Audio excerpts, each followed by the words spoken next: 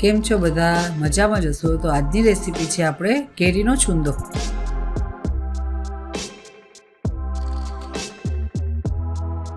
મેં અહીંયા કેરીનો છુંદો બનાવવા માટે રાજાપુરી કેરીનું ખમણ લીધું છે, તૈયાર બહાર ખમણાવીને.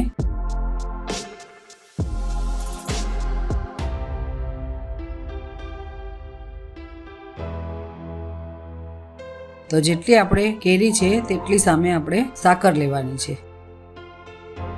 તો હવે આપણે કેરીમાં સાકર મિક્સ કરી દઈશું. સાકર આપણે થોડી થોડી નાખીને મિક્સ કરતા જવાનું છે.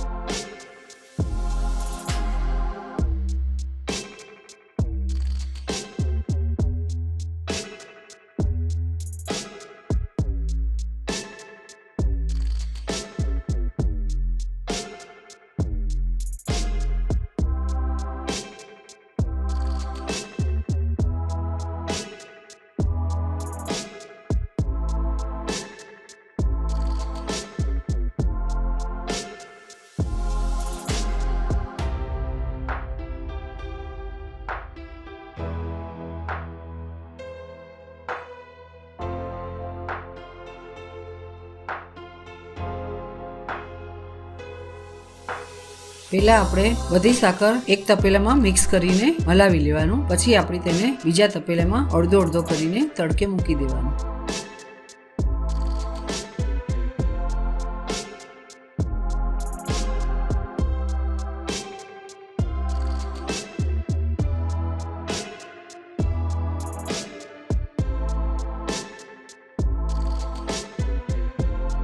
તો આવી રીતે તમારે બે અલગ તપેલામાં થોડું થોડું કરીને કાઢી લેવાનું.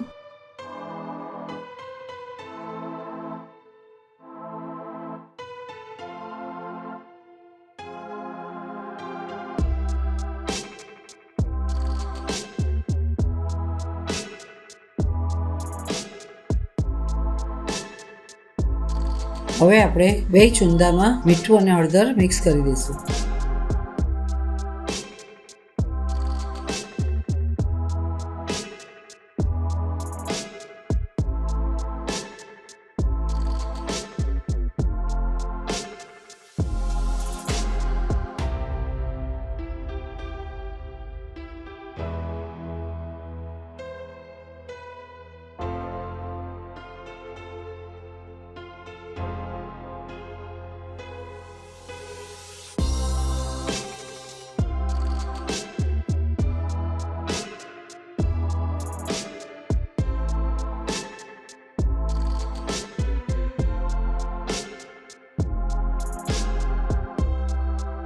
હવે આપણે મીઠું ને હળદર એક તપેલામાં નાખી દીધા છે, તેને આપણે ઢાંકીને રહેવા દઈશું. હવે આપણે બીજા તપેલામાં ચૂંદો છે તેમાં નાખી દઈશું.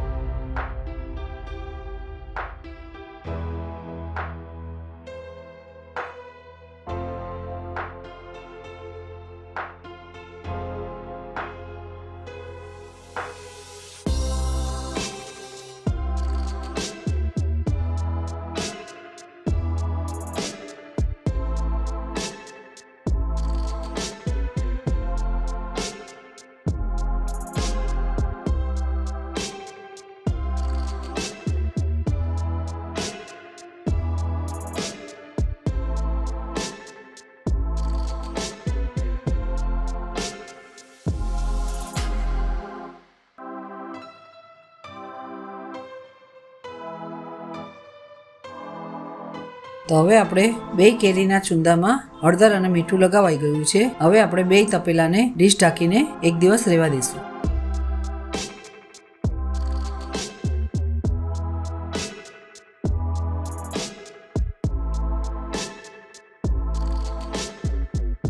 તો હવે આપણે એક દિવસ પછી ચુંદામાં આપણે સાકર એકદમ જ ગળી ગઈ છે અને સાકરનું પાણી પણ થઈ ગયું છે.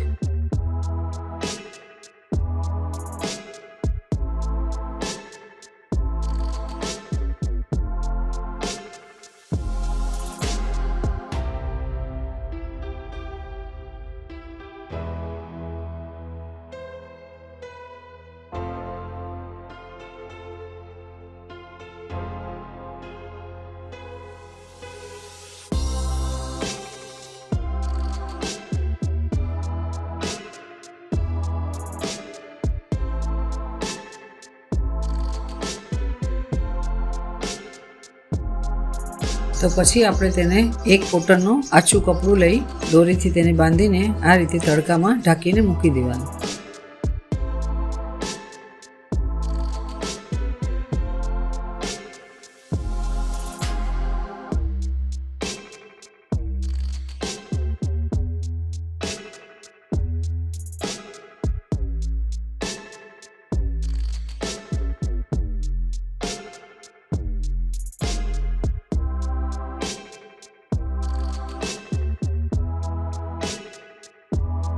પછી આપણે એ જ રીતે બીજા તપેલામાં જે સાકર ભેળવી છે તેને આપણે હલાવીને મિક્સ કરીને પછી આ જ રીતે કપડું બાંધીને તેને પણ તડકે આપણે મૂકી દઈશું.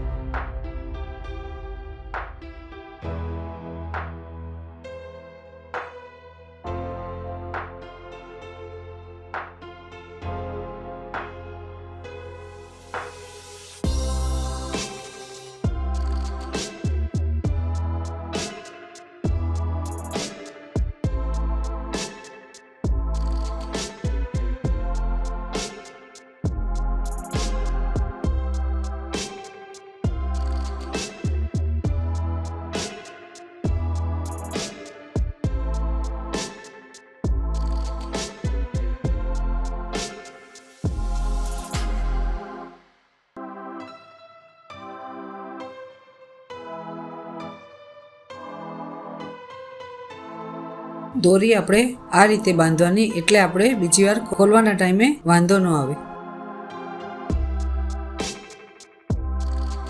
તો હવે આપણે બે તપેલાને કપડાં બાંધીને તૈયાર કરી લીધા છે. હવે આપણે તેની ઉપર સ્ટીલની ચાયણી ઢાંકીને તડકે મૂકી દેવાનું છે. 10 દિવસ સુધી આપણે તેને મૂકવાનો, લઈ આવવાનો રોજ અને પાછું તેને હલાવીને મૂકી દેવાનું. 10 દિવસ આપણે કરવાનું એટલે આપણે ચુંદામાં ચાસણી સરસ બની જાય અને ચુંદો પણ સારો થઈ જાય.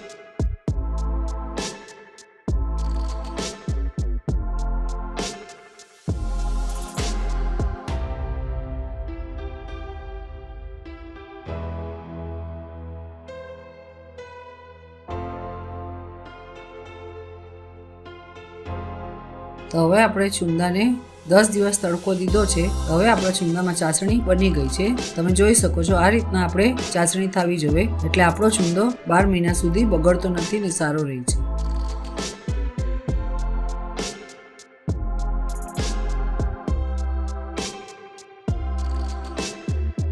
તો જુઓ ચાસણી બની ગઈ છે. હવે આપણે તેમાં થોડું મરચું નાખીને મિક્સ કરી દઈશું.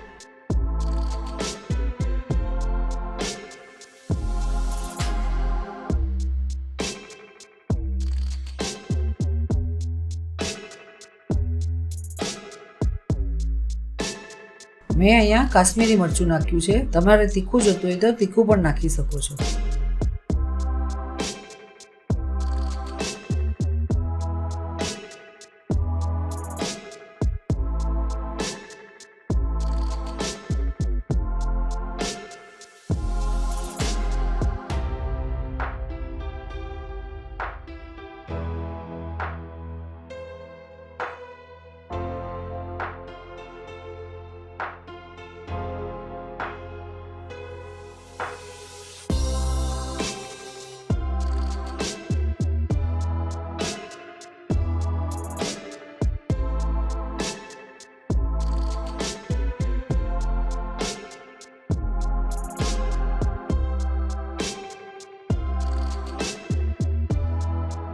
હવે આપણે બીજા તપેલામાં પણ જોઈ લઈએ.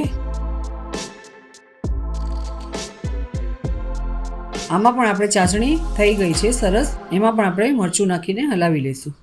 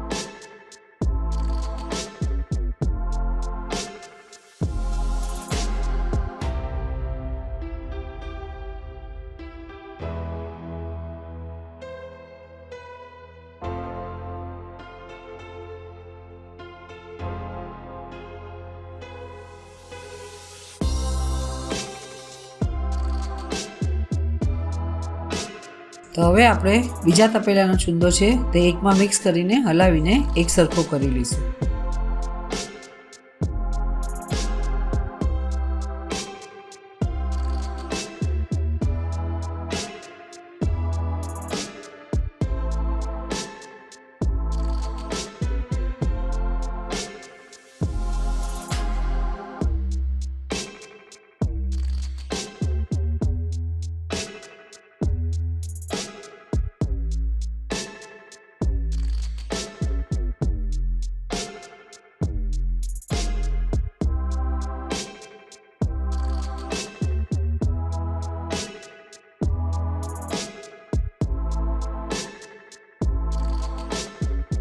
તો હવે આપણે બધો ચૂંદો એક તપેલામાં કરી લીધો છે. હવે આપણે તેને કાચની બરણીમાં ભરી લઈશું.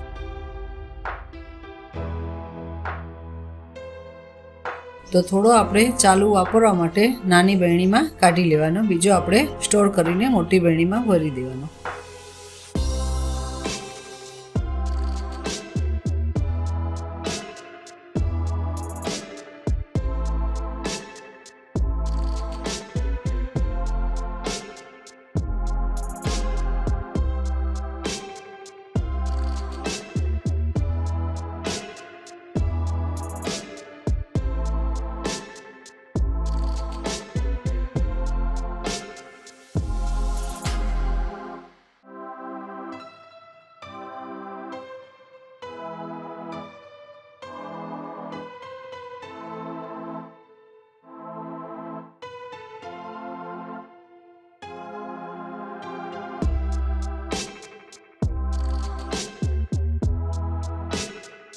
તો હવે આપણો ચૂંદો બનીને રેડી છે. આપણે તેને કાચની બરણીમાં ભરી લીધો છે. જો તમને આ વિડીયો ગમ્યો હોય તો મારા વિડીયોને લાઈક કરજો, શેર કરજો અને મારી ચેનલને સબસ્ક્રાઈબ કરજો. તો આ વિડીયોની પૂરી લખેલી રેસીપી તમને મારી વેબસાઇટની લિંક પર મળી જશે.